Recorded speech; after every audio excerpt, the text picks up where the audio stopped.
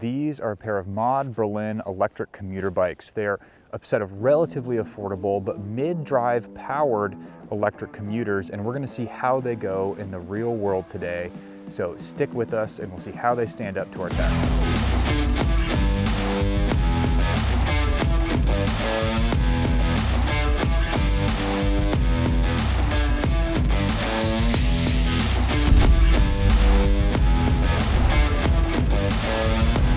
Powering the Berlin is a 350 watt Shengyi mid-drive motor and a 48 volt 12.6 amp hour or 614 watt hour battery that's semi-integrated into the frame.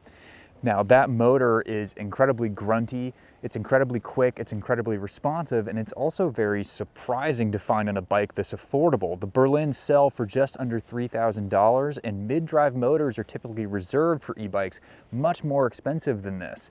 So this is a really nice, cost-effective way to buy into a power plant for an e-bike that is typically reserved for more premium models than this. And while Mod clearly invested in this bike's power plant, there are some cost-saving measures found in the drivetrain. The Berlins are spec'd with a SunRace M4 7-speed group set, which gets the job done but doesn't really do this mid-drive motor justice. That's because mid-drive motors really rely on their drivetrains. It's actually one of the benefits of having a mid-drive motor is it is transferring all of the motor's wattage, all of that torque, all of that power through the chain and then through those cogs into the rear wheel. Without a crisp and stout and nice shifting group set, you're not really going to be able to manipulate that motor's power the way it is designed to be done. That said, the SunRace drivetrain does do a good job. It shifts. You do have to be a little bit careful with it to make sure that you let off the power. This does have a shift sensor on it, which is supposed to cut the motor power momentarily while it's shifting. But I did notice I did have a tendency to just ease off ever so slightly to make sure the shift happened. I do think the bike justifies a little bit nicer of a group set, but the M4 does a nice job and likely does save the end consumer a few Benjamins. Handling the braking is a set of Zoom hydraulic disc brakes with 180mm rotors front and rear. These do a very nice job, and we're going to actually put them to the test in a brake test a little bit later in this video. The tires are a set of CST 700 by 38C commuting tires. They're semi-slick, they do a wonderful job, they're very efficient riding. And then you actually find a very unique suspension design on these Berlins, something that I've actually never seen in a review before. It comes with a front fork that has a single shock just under the head tube of the frame as opposed to two stanchions that slide up and down. This makes the front end a little bit more stiff, and it gives you just enough travel to kind of take the edge off of any road vibrations or big bumps. And at the rear of the bike, you have a suspension seat post that also has 40mm of travel. I actually really have enjoyed the suspension setup for a pure pavement-oriented commuter bike. I don't think you need a big suspension setup for something that's designed to be ridden on roads. Oftentimes a really big, burly, full suspension bike just feels kind of wallowy, a little bit too soft on pavement, and this does a really nice job of staying stiff while still making everything nice and comfortable. And finally, we come to the frame designs of these bikes. Obviously, I have two Berlins next to me. Mod was nice enough to send us an example of the mid-step frame that's going to be a little bit more accessible and have a lower standover height. Then you also have our diamond frame, the more traditional high-step bike. I have ridden both of these bikes an extensive amount of time, and I actually have found myself gravitating a little bit more to this mid-step bike. I've become a huge proponent of mid-step frames or low-step frames for commuting purposes and just more general utilitarian and recreational purposes. They're more approachable, they're very accessible, they're easy to get on and off of. And we also are finding some very slight differences in geometry and how these bikes ride. This bike is going to come with a set of swept back handlebars that put you in a little bit more upright position and angle your wrists just ever so slightly. And this bike comes with a set of mountain bike style riser bars that bring your weight a little bit forward and make the riding position a little bit more athletic and aggressive. Both work really nicely. They're both very comfortable bikes. I just like this one better. I also like the look of it. Mod specs the Berlin with a set of Zoom hydraulic disc brakes and 180mm rotors front and rear. And to get an idea of how well this bike comes to a stop, we're going to put it to a test in our braking test, where we bring it up to 20 miles an hour and bring it to a full power stop 5 times and take the average, and that is our average stopping distance. Now, while Zoom brakes are relatively new on the scene of e-bike brakes, they are some that we've seen very often in the past year or so, and they've consistently been a good performer. So I have a lot of confidence that this bike is going to come to a stop quickly. But like many commuter bikes that have narrower tires, such as the Berlin, I really think the tires are actually going to be the deciding factor in how well this bike performs. These CST tires are 38C wide, so not the widest. They're very efficient for pedaling, but we're going to see how they perform under hard braking today. So let's see how the Berlin does.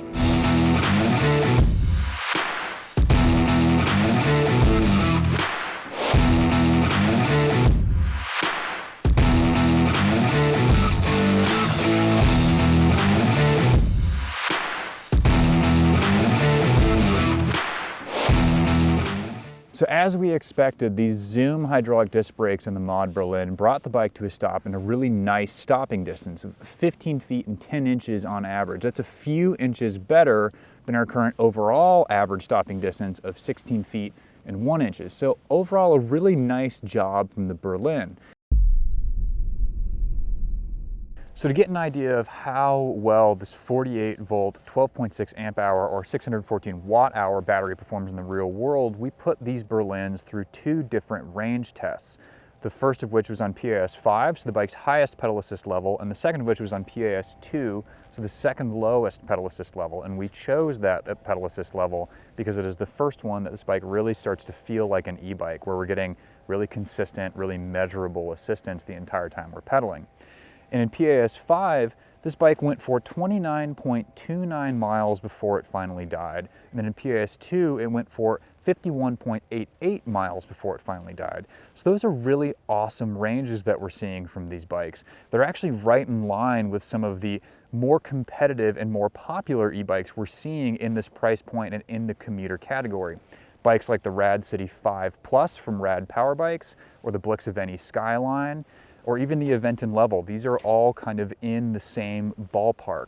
It's a really nice performance from the 614 watt hour battery and its 350 watt mid-drive motor.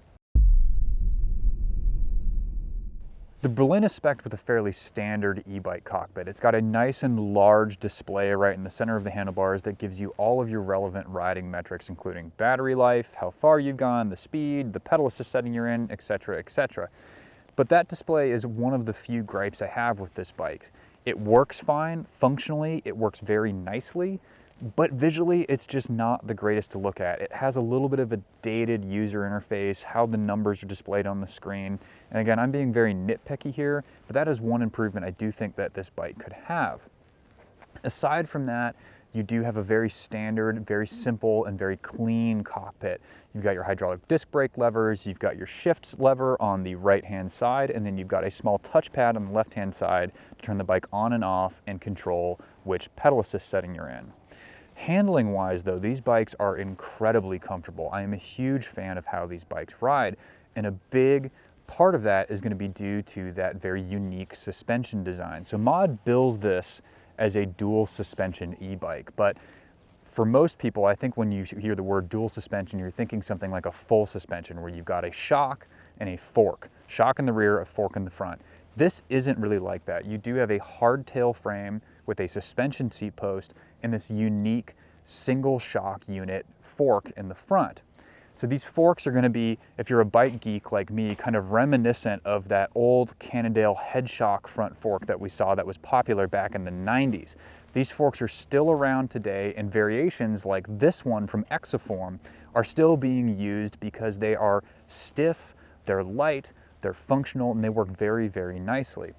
It's not going to be quite as plush as your traditional full suspension bike, but it's plenty of suspension with 40 millimeters front and rear to take the edge off of most major bumps. You can still feel the road beneath you, you can still feel when you hit a pothole, and you can still feel very gently road vibration and chatter, but it takes the edge off and is nice and comfortable.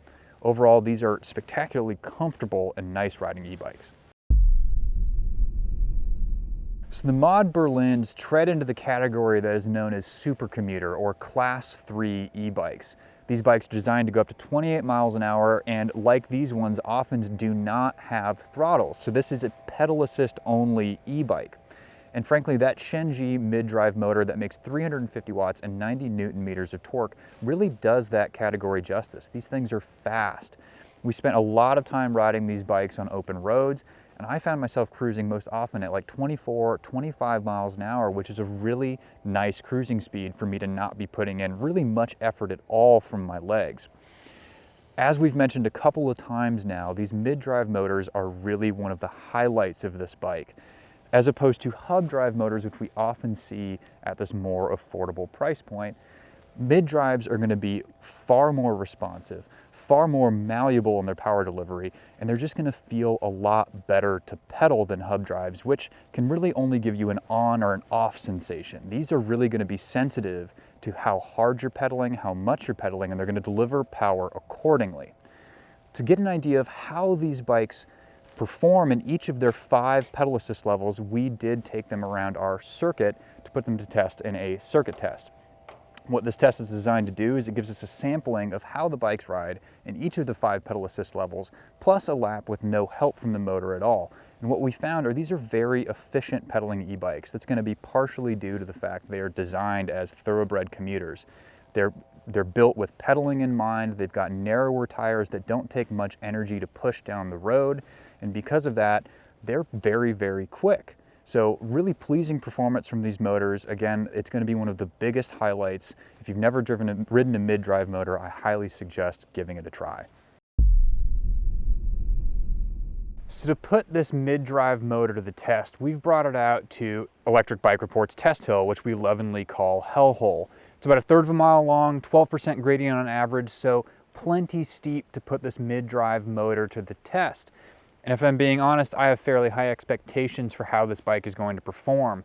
Not only are mid-drive motors known for their ability to climb, this particular one is very powerful. It's 350 watts and makes 90 Newton meters of torque. That should be a combination that's going to tackle this hill fairly easy and fairly well. I do have some questions about the performance of the drivetrain though, because as I've mentioned before, in order to make this mid-drive motor perform at its best, you have to be able to shift the gears and manipulate how the power is being transferred from the motor to the rear wheel. This more affordable, more budget-priced drivetrain may have trouble shifting under the really heavy and intense amount of load and torque that this motor produces, but we're going to see how it performs and put it to the test today. Taking a shot at the PAS5 hill test for the Mod Berlin up our test hill Hellhole, and she is flying into the bottom of the hill. Can hear a little bit of those gears struggling while shifting under load, but not much.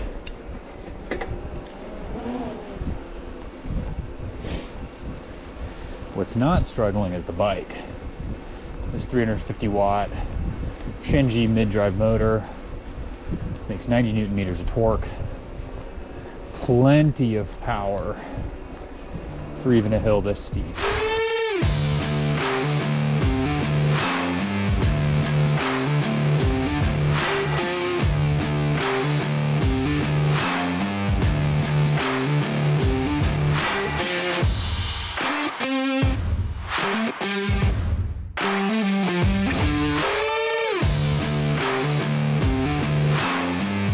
The Berlin did a really awesome job of affirming my high expectations of its climbing ability. It made it to the top of Hellhole in 1 minute and 22 seconds with an average speed of 13.2 miles an hour, which is a really stellar result from this bike. This 350 watt mid-drive motor, it had no problem clearing the hill. It was super responsive. I love how mid-drive motors just perfectly respond to your pedaling. I really didn't have to put that much effort into it to make it climb the hill at a very awesomely quick clip. I did have some concerns over how the drivetrain was going to perform up the hill, but those concerns really kind of went unfounded. It had a little bit of trouble changing gears under really heavy load, but quite honestly, any drivetrain is going to struggle under this amount of load. And I was actually trying to shift it in compromising situations where maybe the chain wouldn't want to skip cogs because it was under so much load. But overall, really awesome performance from this bike. It's going to be a great hill climbing bike if you live in a hilly area.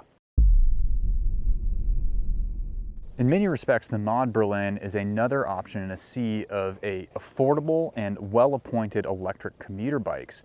But while the looks, the component package, and the ride quality are all on par with its competition, the Berlin does have a trump card, and that's its mid-drive motor. That Shengyi 350-watt mid-drive motor really does set it apart from its competition. The motor is going to feel more powerful, it's going to be gruntier, it's going to be more responsive and more malleable than a rear hub motor. It really is rare to find a mid-drive motor on a bike priced this low. And hopefully it is an indicator of what's to come, that we're going to see more affordable bikes such as this coming with a motor as nice as a mid-drive. Overall, we've been really impressed with how the Berlin has performed in all of our testing and just how it feels as a commuter bike. It's very fun to ride, it's really powerful, it's really fast with Class 3 speeds and the ability to hold near those Class 3 speeds. And it's just functional. Something that we haven't mentioned yet is that rear rack. It's able to hold 55 pounds of weight and is also ready compatible with child seats such as the Thule Yep Maxi, something that we've really just kind of come to expect of a good commuter bike. We do have a couple of gripes, namely with that more affordable drivetrain. We do think this bike could justify something that's a little bit nicer, and then the display being just a little visually dated. But those are fairly nitpicky gripes on a bike that overall we've been phenomenally impressed with. If you have liked the Berlin as much as we have, be sure to like and subscribe to this channel so you get more updates when we do more bike reviews and other product videos. And also, if you want to learn more about the bike, be sure to click the link in the description below this video for a more in-depth review of the Berlin and where we captured all of the data that we recorded on these bikes in our testing. For Electric Bike Report, I'm Sam Gross. Thank you so much for watching.